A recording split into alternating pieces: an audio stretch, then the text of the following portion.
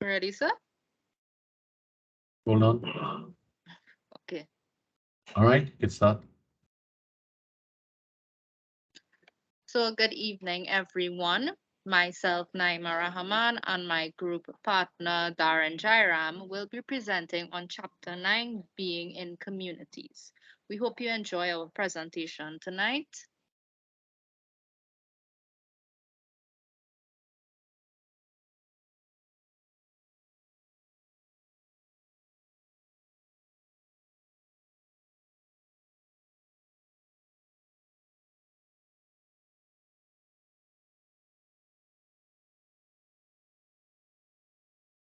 Okay, you muted yourself, huh?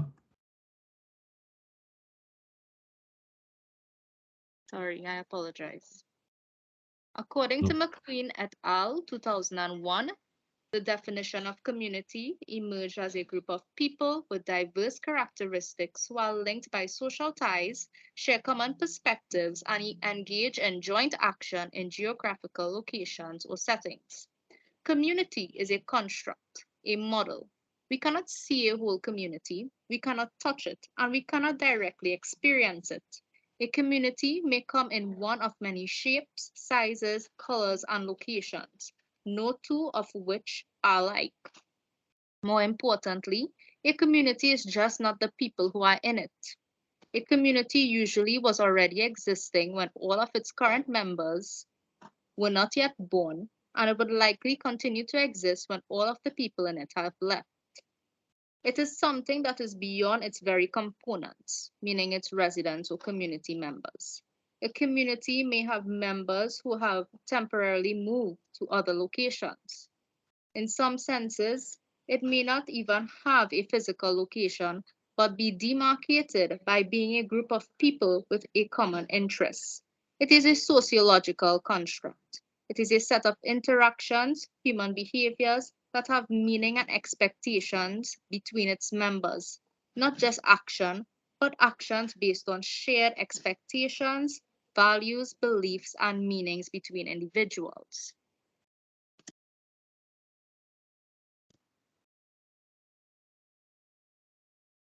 So now we will explore some key terms. What is an organization? The Cambridge Dictionary 2022 defines organization as a company or other group of people that works together for a particular purpose. What is relational leadership? Relational leadership entails the use of building relationships within the workplace and using these relationships to work towards a common goal, according to Indeed 2021. So, according to this definition, do you think relational leadership is a progressive and positive leadership style? Anyone, it could be yes or no.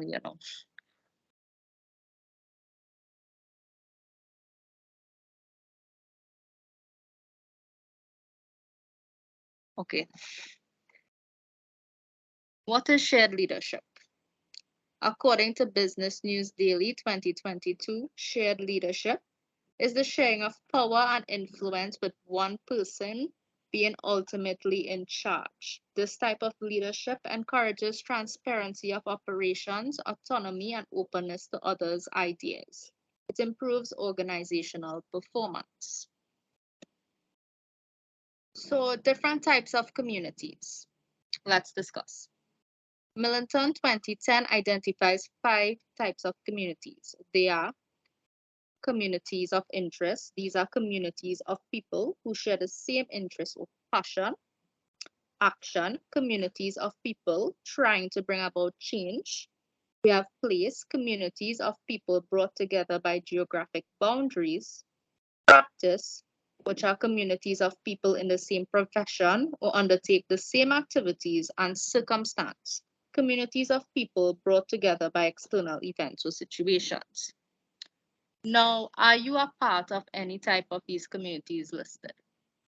Any feedback from the class would be sufficient.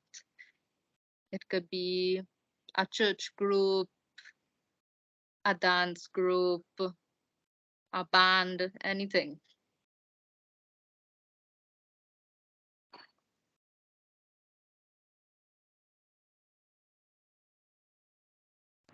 Yes, cricket. Great. So that's a community of interests. You share the passion of cricket with your team players, right? So moving on. So since we're talking about communities, I decided to share my personal experience. So this is my community of interest. So my dive group is known as the Explorers of the Deep, and you can see me here. I'm the only girl in the middle of this picture. And we are all members of the Trinidad and Tobago Ecodivers Association, where we promote environmental sustainability, especially in the marine environment. So this picture here was featured in the Newsday, and it is a really interesting underwater photo taken in a dive in Tobago. And I just thought it was interesting to share to the class. Okay, so moving on. So the importance of community, the relational leadership theory.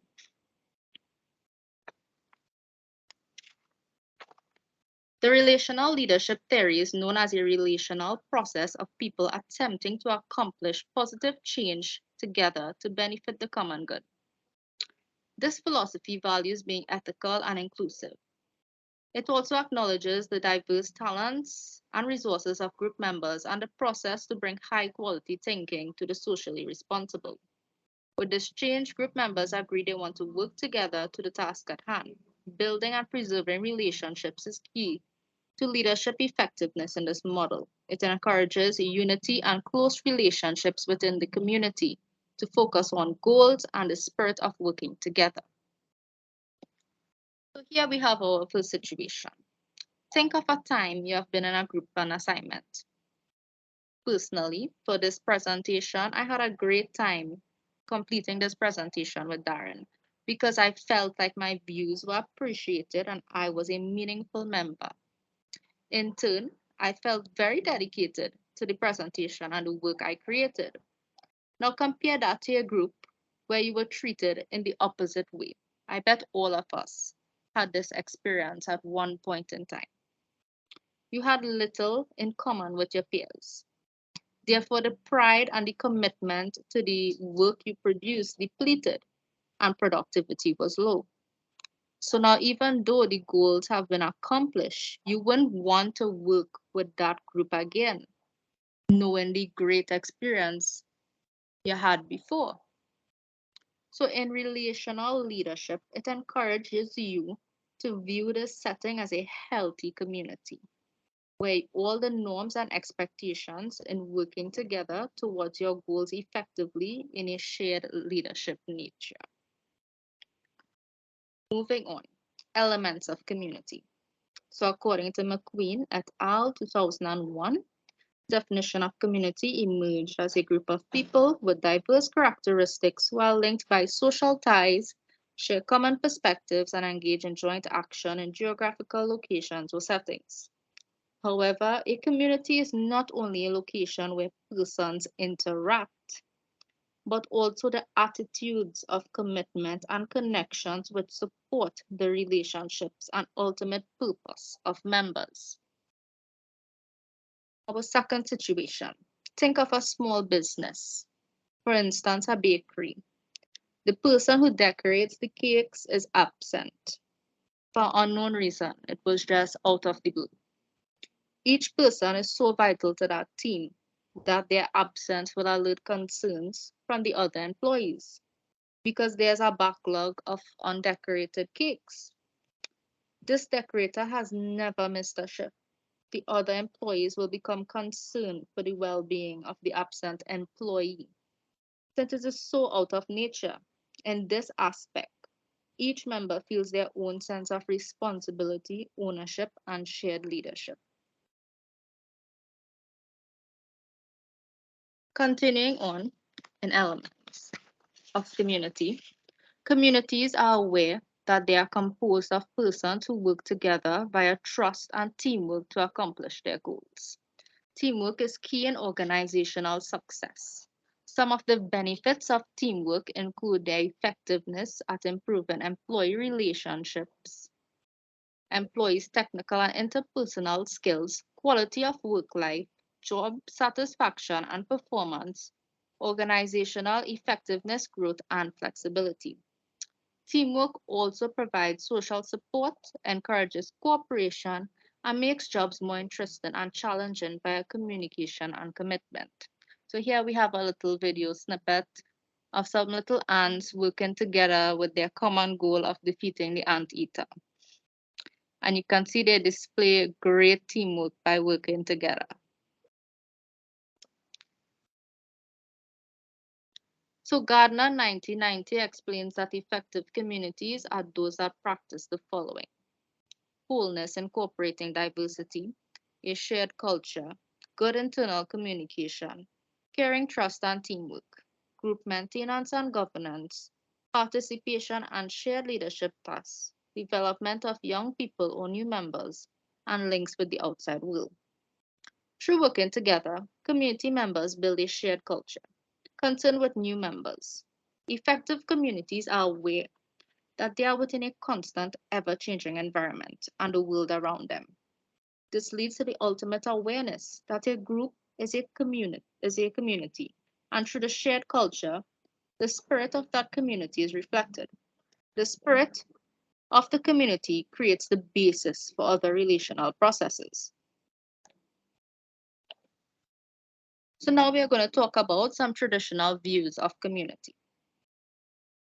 Traditional views of locality-based communities tend to be portrayed as spatially bounded, tight-knit networks that act as structural supports for friendship, kinship, and place attachment, according to Larson et al. 2005. Studies of urban villages and neighborhoods revealed organized neighborhood allegiances, gang, ethnic communities, and many identified local loyalty networks within them. These communities were understood to comprise of loyalties to networks as well as places, with people identifying or not identifying with characteristics with other members of particular networks.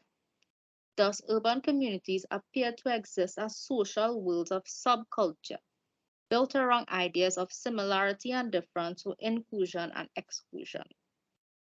It is these forms of face-to-face networks that are perceived to have declined over the past years, as compared to the modern views of community. In modern times, the main focus of a community is diversity: race, culture, religion, ethnical background. This diversity includes varying skills, talents, goals, and backgrounds to achieve the group's shared goals.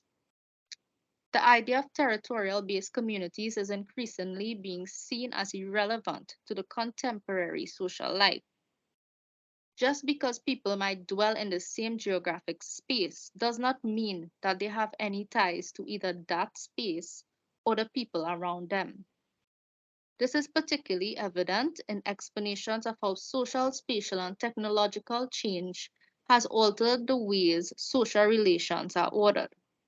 This forms an evolutionary narrative of shifts in the organization of social relations from face to place to person centered contacts and relationships, according to Wellman 2001. Elements of the community. Think about this. If all community members had identical skills, how would they face change? Not well, right? There are many communities without geographical proximity, such as the radiologic community, which myself and Darren are part of, even though we are students. Changes in the social and economic structures of urban areas have produced profound changes on the communities within them. The separation of home and workplace, the feminization of the workforce, growth of private and public transport, and suburbanization has led to the breakup of what has been traditionally viewed as locality-based sense of community. So with the introduction of technology, communities of common interest have a portal of interaction, as we all know. We are in the time of social media. So social media links people into selective communities of similar interests. So conversely, Delante 2003 states, community today is abstract and lacks visibility and unity, more than an imagined condition than a symbolically shaped reality based on fixed reference points such as a neighborhood, class, or family.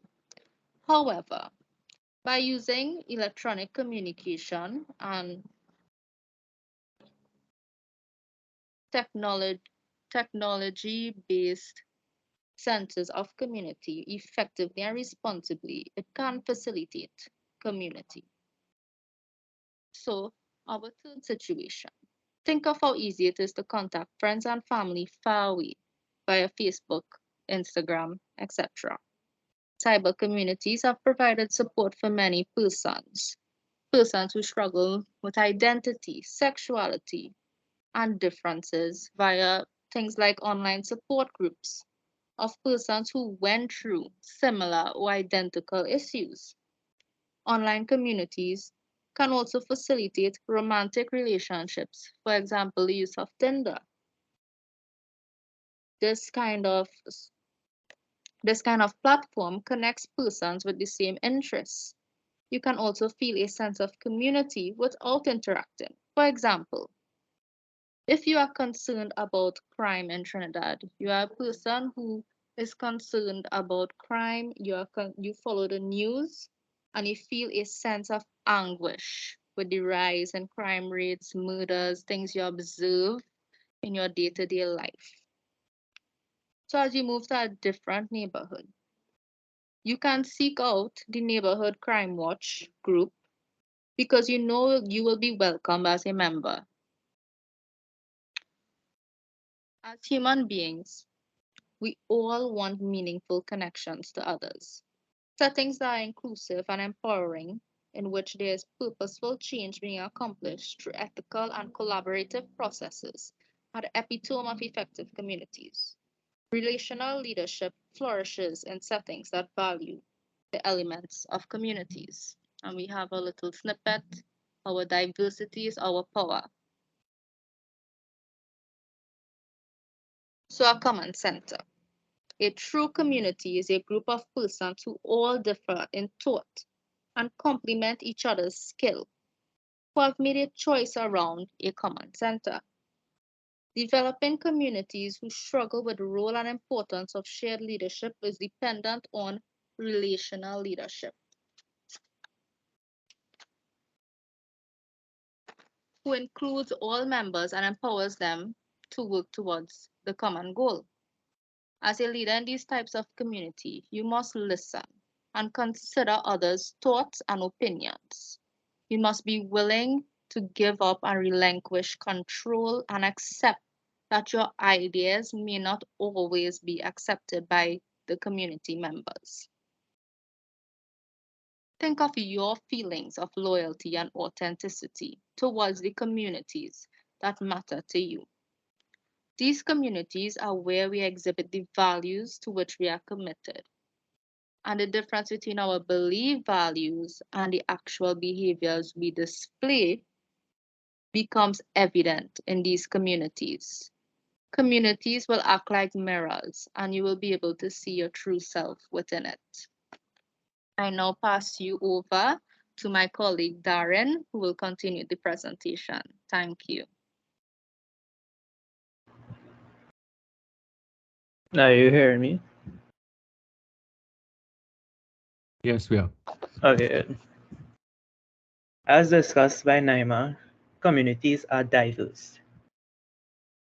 We are always present in multiple communities at once. Belonging to multiple communities may sound all good and seem proactive. However, our full attention cannot be placed solely on one community. This is due to limitations on time, other commitments, disinterest, and shift in priorities. We may not be as involved in communities constantly. Like me, for example, I can split my time equally with school, temple, heading to the grounds while also having some me time and playing some game. If that was the case, my studies will be lacking. Therefore, we must accommodate and make decisions as to how and when we interact with communities. Commitments to different communities are complex. They will vary depending on the type of community you are in. We each have our own roles within a community, whether we are a central figure person or just a passerby with no important role. Priorities will change dependent on your position within the community, which leads to what we previously discussed, that other commitments play a role in how we devote our time and resources to our communities. A simpler way to discuss how dedication can be shifted from one community to our next can be attributed to television and college. A person will watch TV at a particular time for a specific show. However, if they have a group meeting scheduled at that particular time, they will need to prioritize what is better for themselves and community. Next slide.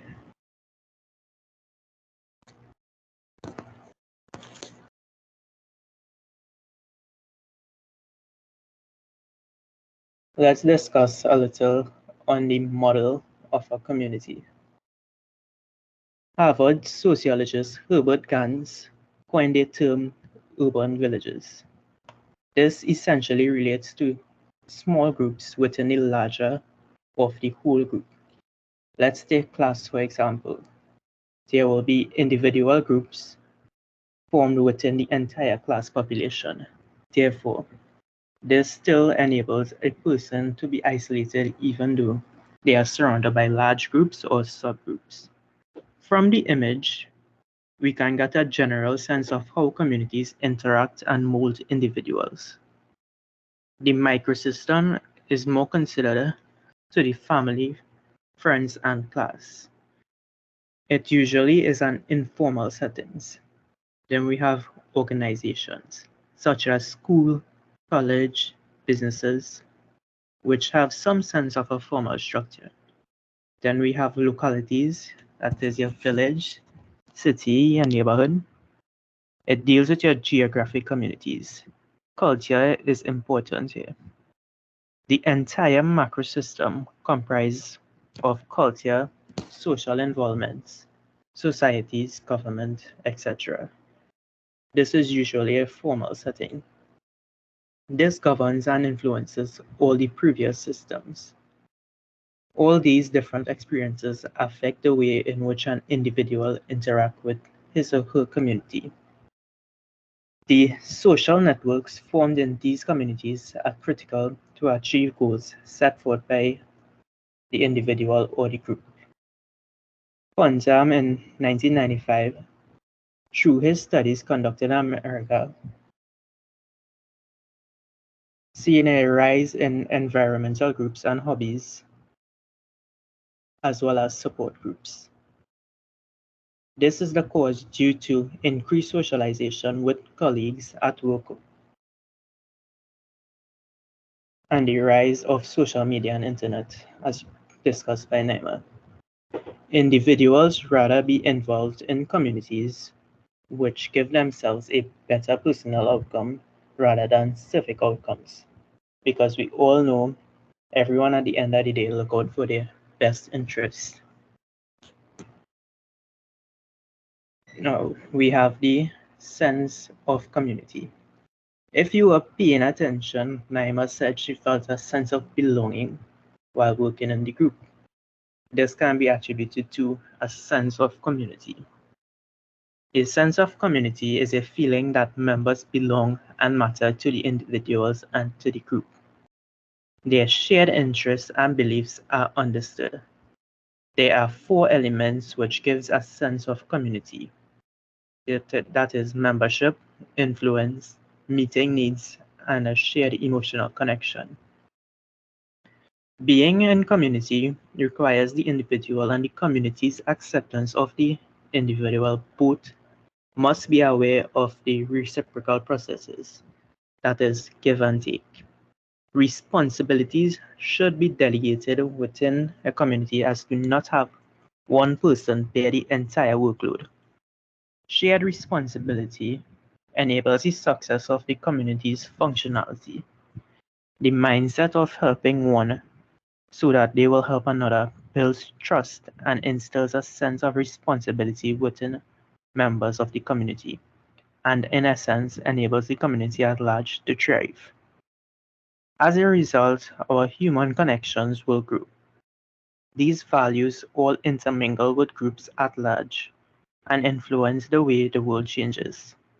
What if we would have science without humanity, or politics without principles? We would be presently living in a very archaic world.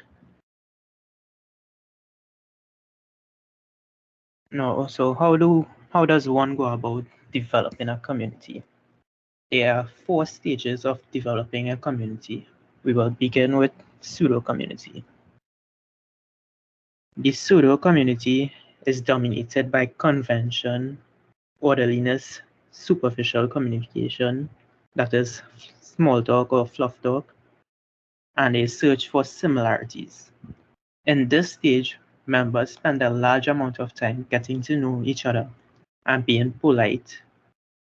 A lot of energy and time is wasted in this stage to discover how members appear in the eyes of each other rather than the task at hand.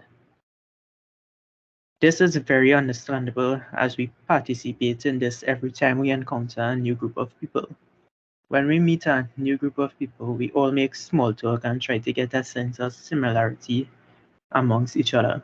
And naturally, those with similarities begin to form individual groups. Now we have the chaos. It is characterized by efforts to manage the differences that begin to surface within the group. A lack of effective listening amongst members, the formation of cliques, and efforts to solve each other's problems, unrealistic expectations of self and others, and judgment of yourself and others in the group. As a result, the team then stepped backwards into the pseudo community stage to reconcile and avoid further conflict. So, as a result of this, you're basically flip flopping between the chaos stage and the pseudo community stage. Once our team is able to move past the chaos stage, they then move on to the emptiness stage. This is characterized by a letting go of the barriers which have been keeping members from being fully present and which have been therefore getting in the way of honest and meaningful communication. In this stage, team members recognize their own individual strength and form a clear goal while relieving their stress from the previous stage.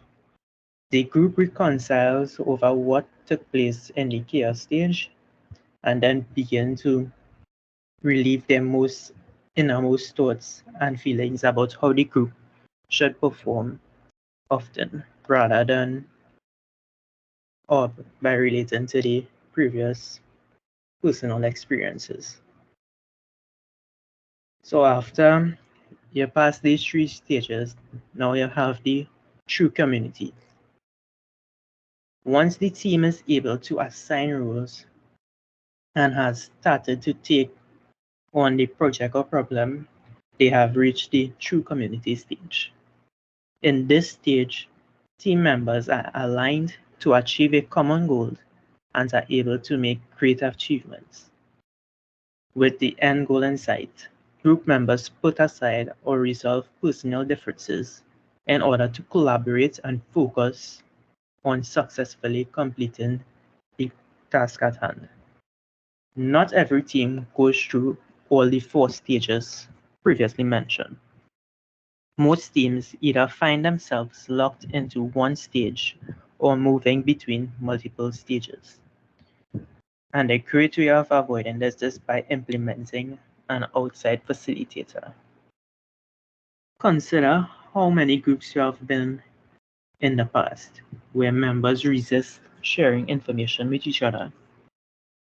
There's usually another team member that you don't agree with, and as a result, you become disengaged and frustrated. Although everything may appear normal on the surface, there is still tension and hostility underneath the surface of the group. In addition to that, you may discover processes or individuals that may slow the group down or divert focus, yet doing nothing about it. As I repeat again, this is attributed to the lack of effective communication and a fear of the group disbanding.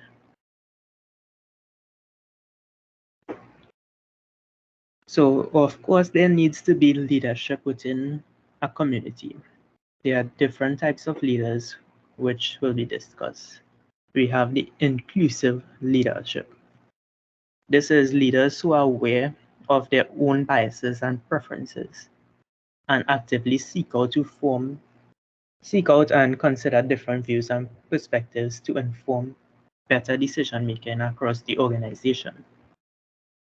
Being an inclusive leader means the following: understanding oneself and others, understanding the organizational culture, the fundamental belief that everyone can make a difference, building and preserving relationships within the organization, and carefully listening to all points of view. Now we have the empowerment leadership. This is the process of sharing power and allocating more autonomy and responsibilities to future leaders through a specific set of leadership behaviors that entails enhancing the meaningfulness of work, fostering the dedication and the making of the organization. So as a leader, empowerment brings the following attributes: that is self-esteem, positive impact of being inclusive, the fundamental belief that everyone has something to offer for the greater good, contributions of the team that are solicited and valued, encouragement of others, and promoting self-leadership amongst all levels. Then we have the purposeful leader. Purposeful leadership means making decisions as part of the overall strategy to enable people to follow your lead. It means to collectively accomplish a task, consistently evaluating decisions and actions of oneself. To be a purposeful leader, it is important to incorporate these characteristics into the organization. That is, a transparent understanding of the overall processes in accomplishing the organization's mission, promoting an attitude that is positive, optimistic, and it helps everyone, supportive of an environment that promotes creativity and innovation, as well as an environment that involves others in the vision building process. Then we have the ethical leader. This is a leadership that is demonstrating and promoting appropriate conduct through personal actions and interpersonal relationships. People in management and leadership positions often promote and be an example of ethical conduct in their actions and relationships within the workplace. Being ethical in the workplace as a leader must include the following characteristics: thorough decision making, encouraging socially responsible behavior, high standards of behavior for each person that helps everyone, the focus on development of one's character, and actions that benefit others versus actions pursued for self-gain. And finally, we have the last type of leadership, that is a process-oriented leader.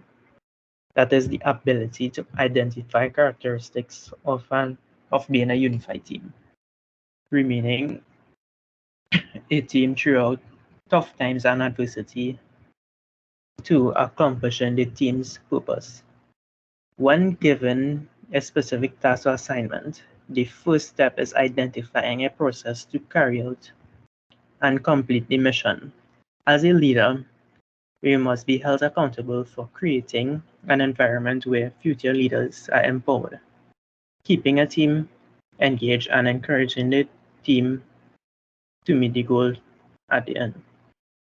The examples of process-oriented leader include understanding community, encouraging high-quality effort, collaboration throughout and reflection at the end, understanding the process that is important as the outcome, and the ability to give and receive feedback. So, what now we have all the information. What we need to be aware to ensure community success are 7 principles.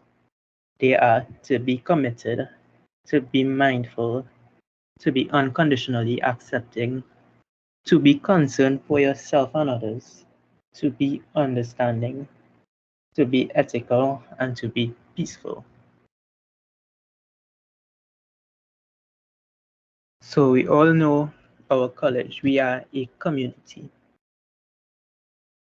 The vision set forth by Custard administration is as follows: to be a student-centered, dynamic, and innovative world-class multi-campus college, promoting excellence in teaching and learning, serving diverse communities and producing lifelong learners who can compete globally.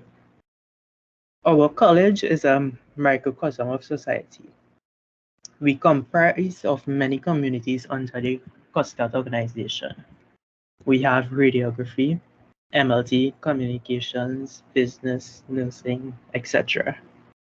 Each community will have different communities within themselves, such as undergraduates, staff, year 1 through 4. We all have one goal, that is to successfully pass courses and graduate with a degree. Our shared purpose is to obtain knowledge from our peers. We all work with students of differing ages, undergraduate programs, gender, and ethnicity in our classes. Even in this class, we have our own community. We are diverse. We embrace each other and build cohesion each semester as we represent the global community at large.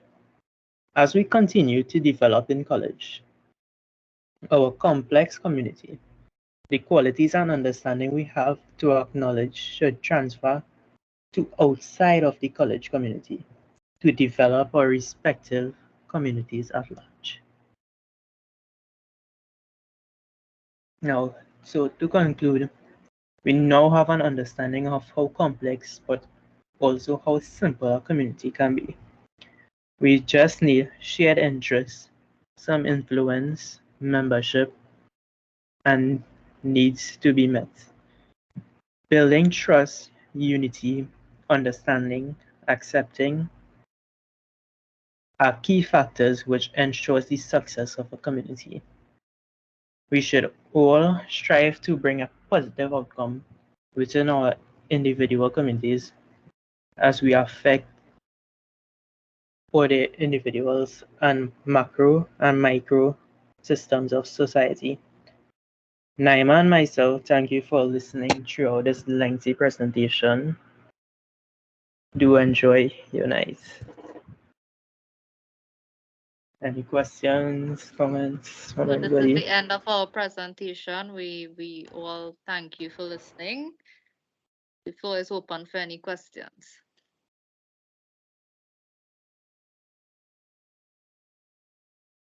All right, if there are no questions, I'll stop the recording now.